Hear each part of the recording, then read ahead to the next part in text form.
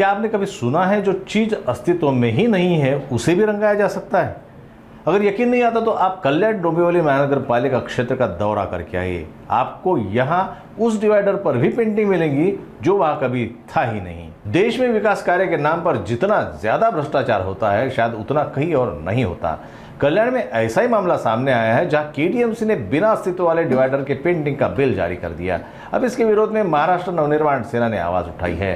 आज मनसे की ओर से कल्याण के गुरुदेव होटल चौक के पास सड़क पर गायब डिवाइडर के पास विरोध प्रदर्शन कर इस भ्रष्टाचार के खिलाफ प्रदर्शन किया गया। इस दौरान भ्रष्टाचार के जांच की मांग की गई। मांग पूरी नहीं होने पर मनसे स्टाइल आंदोलन की चेतावनी भी दी गई।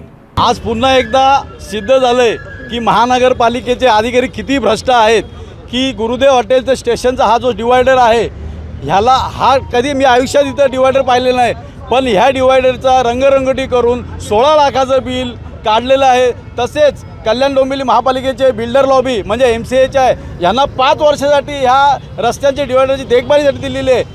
त्यांनी वर्षातनं दोन वेळा धुवायचं आणि एक वेळा रंगरंगोटी करायची, पण असं काही दिसत नाही। तरीसुद्धा त्या रस्त्याच्या निविदा काढून त्यात सुद्धा लाखो रुपये केलेले, म्हणजे जवळजवळ 35 ते 40 लाखाचा निधी भ्रष्टाचार केलेला आहे। मी आयुक्त साहेबांना तुमच्या माध्यमातून सांगू इच्छितो की सदर अधिकारी वर्गावर कारवाई झाली नाही आणि ठेकेदाराला जर काळ्या यादीत टाकलं नाही तर महाराष्ट्र नवनिर्माण सेनेला ठोकल्याशिवाय राहणार नाही। कसं आहे की यांना मलई कुठल्या बाजून मिळते ह्याच्याकडे फक्त स्मार्ट सिटी आहे, हे स्वतः अधिकारी स्मार्ट म्हणजे यांची घरं स्मार्ट होण्यासाठी आणि यांच्या घरच्या तिजोऱ्या भरण्यासाठी हे काम चालू आहे। हा जो रोड आहे संतोषी माता रोड ते पौर्णिमा टॉकीज इकडे यांनी बिल काढलेले आहेत। तसेच गुरुदेव हॉटेल ते स्टेशन रोड, या स्टेशन रोडमध्ये कुठेही डिवायडर नाही आणि जे संतोषी माता रोड ते पौर्णिमा टॉकीज जे दिलेले आहेत ते बिल्डर लॉबीला 2021ला दिलेलं आहे की 5 वर्षाकरता देखरेखीसाठी, आणि ह्याच्यामध्ये संतोषी माता रोड हा देखील त्यामध्ये आहे। आणि त्यामध्ये असं म्हटलेलं आहे की विकासकांना देताना ह्याच्यामध्ये नियममध्ये की वर्षातून 2 वेळा कलर करायचं, एकदा कलर करायचा आणि 2 वेळा धुवायचे, आणि ह्याच्यामध्ये महानगरपालिका कुठलाही मोबदला विकासकांना देणार नाही। जर विकासकांचे कामं महानगरपालिकेचे ठेकेदार आणि अधिकार करणार असेल तर मग हे 5 वर्षाकरता दिलं का? ह्याचं टोटल 36 लाखावरचं बिल निघालं आहे। कल्याण डोंबिवली महानगरपालिकेबद्दल बोलायचं झालं तर आज इथे गुरुदेव हॉटेलच्या स्टेशनपर्यंत जो डिवायडर गेल्या मला वाटतं 3 वर्षामध्ये बनवला त्याचं बिल काढलं आहे, पण आजतागायत या रस्त्याला कधीही दुभाजक नव्हते।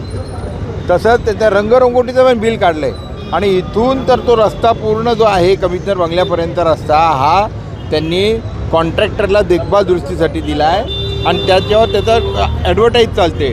परंतु आजतागायत त्याचं कुठलंही 2 वेळा त्यांनी धुवायचं आहे आणि संपूर्ण कलर करायचं आहे, परंतु कुठल्याही प्रकारचं काम केलं जात नाही। आणि जर तुम्ही महानगरपालिकेचं जर बघाल आजपर्यंत शेकडो अधिकारी भ्रष्टाचारी अधिकाऱ्यांचे अँटी करप्शनचे रेड पडल्या, ते पकडले गेले, परंतु कुठल्याही प्रकारची महापालिका कुठं सुधारताना दिसत नाही। माझी या अशा भ्रष्टाचारी महापालिकेसाठी एक शासनाकडे एक मागणी आहे की मुख्यमंत्री महोदय आणि नगरविकास मंत्री एकनाथ शिंदे साहेब यांनी एक सनदी अधिकारी नेमून संपूर्ण कल्याण महानगरपालिके डोंबिवली महानगरपालिकेच्या भ्रष्टाचाराची एक चौकशी समिती नेमावी आणि लवकरात लवकर अहवाल त्यांचं हे करून ज्या कोणी दोषी असतील त्यांच्यावर गुन्हे टाकावे आणि त्यांना आत्महत्या टाकावं ही एक मागणी करतो आहे।